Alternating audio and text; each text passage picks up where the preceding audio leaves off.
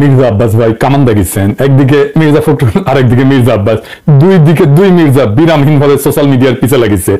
বিএনপির Mirza to the power square, এদের সঙ্গে আমাদের বিরোধটা অনিবার্য ছিল, মানে সোশ্যাল মিডিয়া। জুলাই আগস্ট বিপ্লবের মধ্যে দিয়ে যে নতুন বাংলাদেশ গড়ার স্বপ্ন আমাদের তরুণ প্রজন্ম দেখতেছে, সেই নতুন বাংলাদেশে মির্জা আব্বাসদের রাজনৈতিক নেতৃত্ব মূল্যহীন হয়ে পড়ছে। যেই বয়সে অবসরে যাওয়া উচিত, সেই বয়সে তার চাইতে অল্প বয়সের লোকদের সাথে দ্বৈরথে লিপ্ত হওয়ার চেষ্টা করাটা নিরেট বোকামি। এই বোকামির মূল্য দিতে হবে মির্জা আব্বাসকে। সরি মির্জা আব্বাস ভাই, আপনার রাজনীতি থেকে অবসরটা গৌরবময় হইতে পারতো, আনন্দময় হইতে পারতো। আপনি লজ্জা আর অপমানের সঙ্গে বিদায় নেবেন, কি আর করা। কাউকে শয়তানে কখনো লাড়ে সারে, আপনারও শয়তানে লাড়ছে। আমি কিন্তু মির্জা আব্বাসকে কিছুই বলি নাই।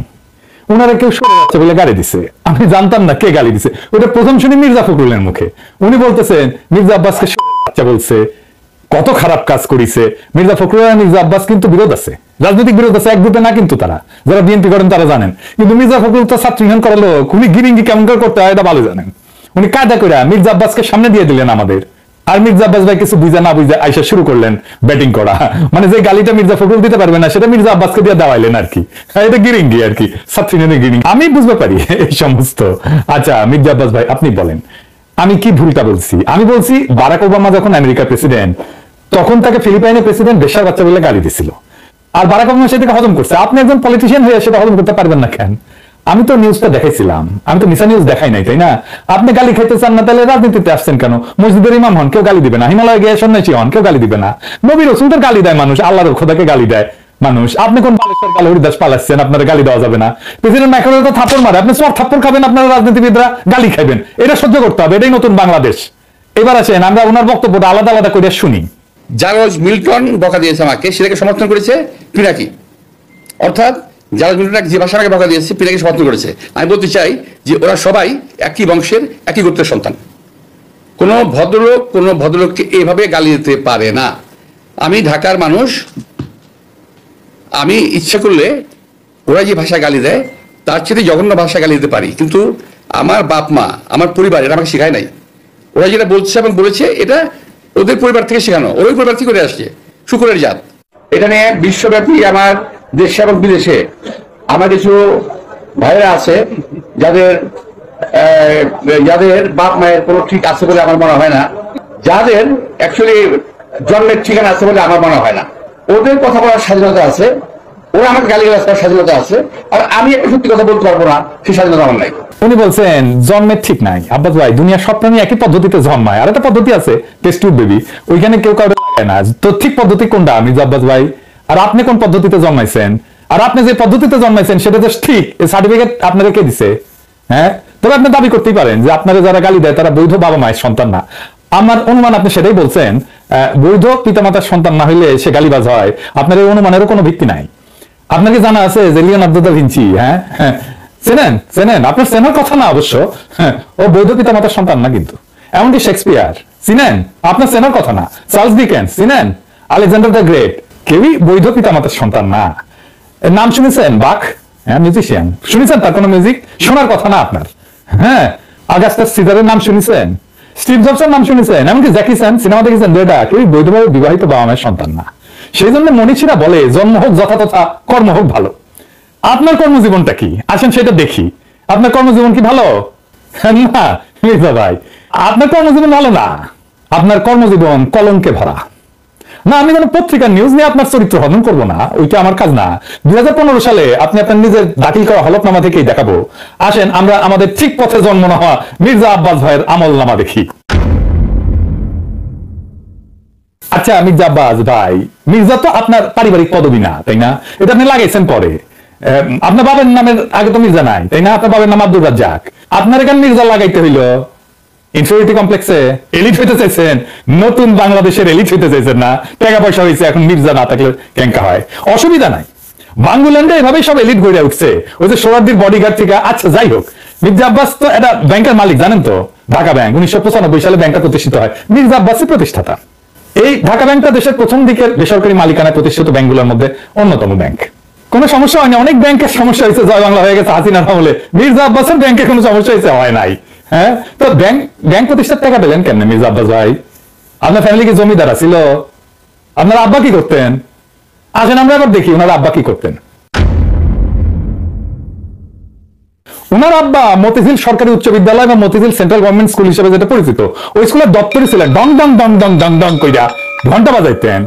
কি মির্জা আব্বাস ভাই, খারাপ লাগলো? হ্যাঁ, দপ্তরের কাজ খারাপ না, সম্মানের কাজ, কিন্তু আপনি যে কাজ করতেছেন সেটা সম্মানের না। দপ্তরের কাজের পাশাপাশি আপনার ওই স্কুলের সামনে মসজিদের সাথে একটা ছোট্ট পুরীর দোকান ছিল। পুরি বানাইতেন আপনার আব্বা, ওই পুরীর দোকান চালাইতেন। ওই সিপার পুরীর দোকানের জমিটাও ছিল রেলের। এখনো আপনি রেলের জায়গা দখল করে বাসা বানায় বসবাস করছেন। হয়তো পরের জায়গা, পরের জমি, ঘর বানাইয়া আমি রই। আমি তো ভাই জমির মালিক নই। দপ্তরি থাকাটা কোনো অপরাধ না, লজ্জারও না। কিন্তু ওই অবস্থা থেকে ব্যাংক মালিক হওয়ার জার্নিটা আমরা বুঝে দেখতে চাই। কেমনে বাংলাদেশের এলিট তৈরি হয়েছে, কেমনে বাংলাদেশের পলিটিশিয়ানরা তৈরি হয়েছে, কেমনে বাংলাদেশের রাজনীতিতে দুর্বৃত্তায়ন হয়েছে। 1991 সালে প্রথম এমপি হন মির্জা আব্বাস। তারপরে কিছুদিনের মধ্যে ঢাকার মেয়র, আর 4 বছরের মধ্যে ব্যাংক মালিক। এমপির বেতন কত মির্জা ভাই? মন্ত্রীর বেতন কত? 1-1.5 লাখ টাকা সেই সময় মাসে, তাই না? তো কোন জাদুর কাঠি পাইলেন যে ব্যাংক বানানোর টাকা পাইছেন? এমপি হওয়ার আগে কি করতেন আপনি? আপনি ছিলেন কমিশনার। কমিশনারের বেতন কত? আপনার বৈধ ব্যবসা কি ছিল? বৈধ ব্যবসা ছিল ওই অঞ্চলে শাহজাহানপুরের গরু ঘাটের ইজারা নিতেন আপনি। সে 75 পরবর্তী সময় কমলাপুর রেলে যত ঠিকাদারি, সড়ক পরিবহন সহ আরো বহু জায়গা থেকে চাঁদা উঠাইতেন। চান্দা তোলাটা আপনার পুরানো অভ্যাস, তাই চান্দা তুলে আমাদের টাকা দিতে চায় যেন আমরা ইউটিউবিং ছাড়ি। শুনেন, ওরা ওই ইউটিউবের মধ্যে কি যে পয়সা কামানোর একটা রাস্তা আছে ওদের, সে পয়সা কামাইতেছে। আরে ভাই, পয়সা যদি লাগে আমাদেরকে বল, আমরা চান্দা তুলে দিব না, অসুবিধা নেই তো। চান্দা তোলা ছাড়া আর কিছু করার যোগ্যতা মির্জা আব্বাস আপনার ছিল না কোনোদিনই। কারণ আমি আবার দারুণ মেধাবী। আপনার ইউনিভার্সিটিতে পড়ার যোগ্যতা হয় নাই। সোহরাওয়ার্দী কলেজ থেকে 2nd ক্লাসের ডিগ্রি পাস করেছেন, এই যে সার্টিফিকেট আপনার, দেখেছেন? আল্লাহ বাঁচাইছে, আর একটু কম হলে তো জাতির ফিতা হয়ে যেতেন। তো উনি নিজেই নিজের সার্টিফিকেট দাখিল করেছিলেন। যাই হোক, এই একাডেমিক কোয়ালিফিকেশন নিয়ে আপনার তো কেরানিরও চাকরি হতো না কোথাও, বাংলাদেশও না। আপনার তো কিছু করার ক্ষমতাই নাই। ইউটিউবের টাকা পাওয়া যায়, কথা সত্য। বই লেখার টাকা পাওয়া যায়, শিক্ষকতা করিয়া, অভিনয় করিয়া, কবিতা লিখা, গান গাইয়া টাকা পাওয়া যায়, প্লেন চালালেও টাকা পাওয়া যায়, রিক্সা চালালেও টাকা পাওয়া যায়, আপনার ড্রাইভারও যে ড্রাইভিং করে সেটা তো টাকা পাওয়া যায়। তো আপনি এর কোনোটাই পারেন না। আপনি চান্দা তুলে টাকা তুলতে পারেন, ওটাই আপনার উপার্জন, ওইটাই আপনার ক্ষমতা। তো চান্দা তুলে টাকা দিয়ে ইউটিউব বন্ধ করার আবদার কেন করতেছেন? ব্যথা বেশি দিচ্ছি, ব্যথা কি জিনিস আপনি টের পান নাই? আপনার তো কোনো স্কিল সেট নাই, আপনি কোনো কিছু করে উপার্জন করতে পারবেন না, তাই আসছেন রাজনীতিতে। এটাই বাংলাদেশের রাজনীতির মধু। আপনি ব্যবসা পারেন না, তাই পারলে এন্টারপ্রেনার হইতেন। তো সম্পদ তৈরির জন্য চাঁদাবাজি করেছেন, করেন, এখনো করেন, বোঝা গেল।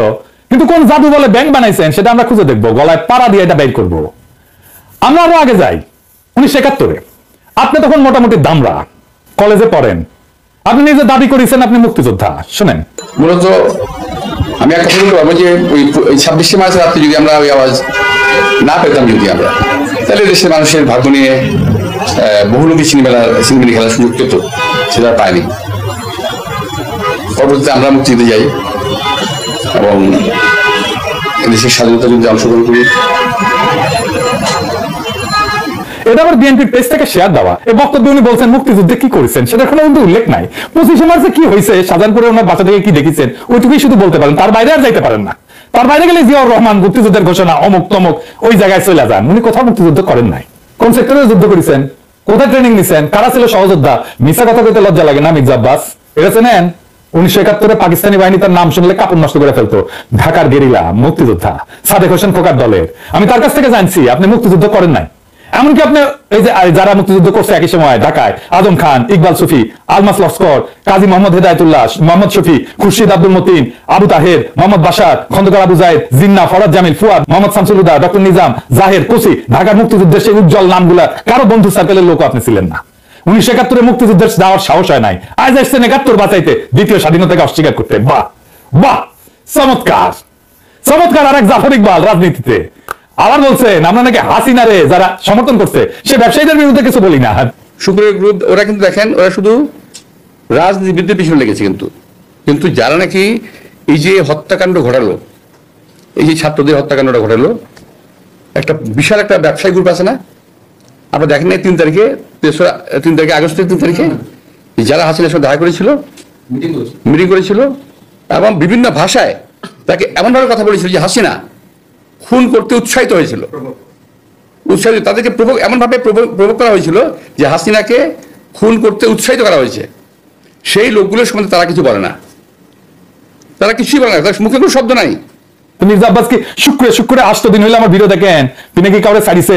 হাসিনা যখন ক্ষমতায় তখন একটা এপিসোডই করছে আলাদা করে ফ্যাসিবাদের সমর্থক ব্যবসায়ীদের, এডিটর সাহেব দেখে দেন না কিছু এক না ওটা থেকে। এফবিসিসি এর একটা কনফারেন্স আছে, সেখানে বাংলাদেশের ব্যবসায়ী নেতারা হাসিনাকে সামনে রেখা নানাভাবে তেল দিছে, শেখ হাসিনার নামে জয়ধ্বনি দিছে, গানের কলি ব্যবহার করে হাসিনার মন পাওয়ার চেষ্টা করছেন। হাসিনাকে যারা উৎখাত করতে চায় তাদের দেখে নিবে বলছে হাসিনাকে যারা উৎখাত করতে চায় তাদের ঠেকায় দিতে বাংলাদেশের ব্যবসায়ীরাই যথেষ্ট। জয় শেখ হাসিনা, জয় শেখ হাসিনা। সালমান ভাই রাঘব আমাকে বলছে বলার জন্য, হ্যাঁ শেখ হাসিনা সরকার, শেখ হাসিনা সরকার, শেখ হাসিনা সরকার। কিন্তু হাসিনা যাওয়ার পরে আপনার সামনে কেন সময় টিভির মাইক্রোফোন এডিটর সাহেব বড় করে দেখান, মাথার উপরে কেন চ্যানেল 24 এর লোগো? ওরা কি আপনার দুলাভাই লাগে নাকি আপনার চান্দা দেয়? আবার শোনেন, বলতেছে আমরা নাকি সবার পিছিয়ে লাগি। এই গোষ্ঠী কখনো বাংলাদেশকে স্থিতিশীল থাকতে দেবে না, কখনো আমার বিরুদ্ধে, কখনো ওর বিরুদ্ধে, কখনো তার বিরুদ্ধে লেগেই থাকবে। আপনি অপেক্ষা করেন, কদিন পরে ইউনুস সাহেবকে ধরবে। আমি এটা বলে দিচ্ছি আপনাদেরকে, কদিন সাহেব পরে তারা ডাক্তার ইউনুস সাহেবকে ধরবে। কার পিছিয়ে লাগিয়েছি? ইন্ডিয়ান লেসপেন্সারি যারা করে তাদের পিছিয়ে লাগিয়েছি। প্রফেসর ইউনুসের পিছনে নাকি আমরা লাগবো? অবশ্যই লাগবো, যদি প্রফেসর ইউনুস ইন্ডিয়ান লেসপেন্সারি করে। ইন্ডিয়ান লেসপেন্সারি বাদ দেন, তারপরে এসে আলাপ করতে। আমাদের কাছে খবর আছে, বুঝছেন, সব খবর আছে। কি করেছেন হাসিনার আমলে, কেমনে কারে ম্যানেজ করেছেন, সব খবর আছে। আপনাদের দলের লোকেরা বলে সোশ্যাল মিডিয়া কিছু না, মাঠের রাজনীতি, ভোটের রাজনীতি আসল। হ্যাঁ আসেন, সোশ্যাল মিডিয়া নিয়ে কি করে বিএনপি দেখি। বিএনপি প্ল্যান নিছে যে তাদের ফেসবুকের পোস্টে তো কেউ যায় না, মাছি মারে ওরা নিজেরা বসে, তো স্পন্সর পড়দের পয়সা খরচ কর, টাকা খরচ কর, তা করবে না। তারা বট রিয়াক্ট, কিন্তু বট মানে বুঝেছেন তো, যন্ত্র থেকে ওই যে লাইক শেয়ার দিবে, বুঝেছেন, কমেন্ট করবে, বট দিয়ে রিয়াক্ট দেন। দেখেন সব ভিয়েতনামের আইডি, দেখেছেন? হ্যাঁ আপনারা বিএনপির পোস্ট দেখবেন যে হাজার হাজার লাভ রিয়াক্ট করেছে, ভালোবাসা যে বন্যা হয়ে যাইতেছে, আপনারা প্রভাবিত হয়ে যাবেন। আরে বাপরা সর্বনাশ, ভালো কাজ করেছে তো, ভালো কথা, আমি একটা লাভ রিয়াক্ট দিয়ে দিই। মানুষের সাথে এরকম প্রতারণা করতে পারে কেউ? আওয়ামী লীগ এরকম প্রতারণা করে নাই জনগণের সাথে, বিএনপি যেটা করছে, দেখেছেন? এটাই আপনাদের জার্নি, এটাই বাংলাদেশের রাজনীতি, এটাই হয় মন্ত্রী, দলের শীর্ষ নেতা, আর একাডেমিক যোগ্যতায় কেরানি হয়ে যার জীবন পার করার কথা ছিল, সে হয় মন্ত্রী। যার উপার্জনের ধান্দাই হইতেছে কিভাবে অন্যরে ঠকাবে, আরেকজনকে অতিরিক্ত সুবিধা দেবে, অন্যরা বঞ্চনা করবে বা ভয় দেখায় উপার্জন করবে, চান্দা নেবে। আমি যদি 1 টাকা ইউটিউবে উপার্জন করি না, সেটা আমার ইনকাম ট্যাক্সের ফাইলে আছে, এটা আমার বৈধ উপার্জন। আমি 1 টাকা যদি খরচা করি, ওটাও দেখাইতে পারবো আমি কিভাবে এই 1 টাকা উপার্জন করছি। আপনি জিন্দেগিতে দেখাইতে পারবেন না কিভাবে আপনি ব্যাংক বানানোর টাকা পাইছেন, জিন্দেগিতে পারবেন না। চ্যালেঞ্জ দিলাম আপনাকে। আপনার বৈধ উপার্জন কি? আপনি নিজেই ঘোষণায় বলছেন বাড়ি ভাড়ার টাকা আর ব্যাংকে রাখা সঞ্চয়পত্র। বাড়ি ভাড়ার টাকা পেট চালান, বসে বসে খান, আর ব্যাংকে রাখা সঞ্চয়পত্র ওটি থেকে সুদ আসে, এটা হইতেছে আপনার উপার্জন। এটা আজকের কথা না, 10 বছর আগের কথা। লজ্জা লাগে না আপনার? হ্যাঁ, আমার প্রত্যেকটা পয়সা হালাল, আপনার প্রত্যেকটা পয়সা হারাম। আপনি দাবি করতে পারবেন আপনার প্রত্যেকটা পয়সা হালাল? পারবেন না। বুকে হাত দিয়া বলবেন, আল্লাহর কসম কেটে বলবেন, দেখাই দেবেন আপনার উপার্জন কিভাবে হয়েছে, কেমনে আপনি ব্যাংক করছেন। আপনি কাউরে না কাউকে বঞ্চনা করে সুবিধা দেওয়া, ভয় দেখায় যে টাকা উপার্জন করছেন, সে উপার্জনের টাকা দিয়ে ক্যাডার পালেন, সে ক্যাডার ভোটে জিতায়। আর অনুপার্জিত টাকায় ভোট কিনা এমপি হয়ে যান আপনি। আপনার দলের লোকেরা ভোটের কথা বলে, ভোটের কথা গপ্প শুনে না আমাদেরকে। নমিনেশন কিনতে হয় পার্টি থেকে, চান্দা দিয়া, তারপরে টাকা ছিটায় ভোট কিনতে হয়, কেন্দ্র দখল করতে হয়, জাল ভোট দিতে হয়, এই দিয়ে চলছে এতদিন। ভোটের শক্তির রোয়াব দেখায় না, ওই রোয়াব আমরা ফুটে করে দিতে পারি। জুলাই বিপ্লবের আকাঙ্ক্ষা ছিল এই বন্দোবস্তের পরিবর্তন, সত্যিকারের মেধাবীদের দিয়ে রাষ্ট্র চালানো। আপনার কোনো স্কিল নাই মন্ত্রী হওয়ার, আপনি রাষ্ট্র জিনিসটাই বোঝেন নাই, আপনি রাজনীতিও বোঝেন নাই। ক্ষমতা আপনার কাছে টাকা উপার্জনের মৌকা, আর কিচ্ছু না। মির্জা ফখরুল বলছেন আমরা কোথায় নিয়ে যেতে চাই দেশকে, শুনেন। সোশ্যাল মিডিয়াতে কিছু নতুন আমি বলি কিন্তু আবির্ভূত হয়েছে, তারা বাংলাদেশকে কোথায় নিয়ে যেতে চাই জানি না। আমরা দেশ থেকে ফ্যাসিবাদের সমস্ত কলঙ্ক চিহ্ন মুছবো, আমরা বাংলাদেশে ভারতের তালুকদারি বন্ধ করব, চিরতরে আমরা বাংলাদেশে একটা সাম্যের ইনসাফের রাষ্ট্র করব। আপনারা মির্জা ফখরুল সেই স্বপ্নের সামনে বাধা হয়ে দাঁড়ায় আছেন।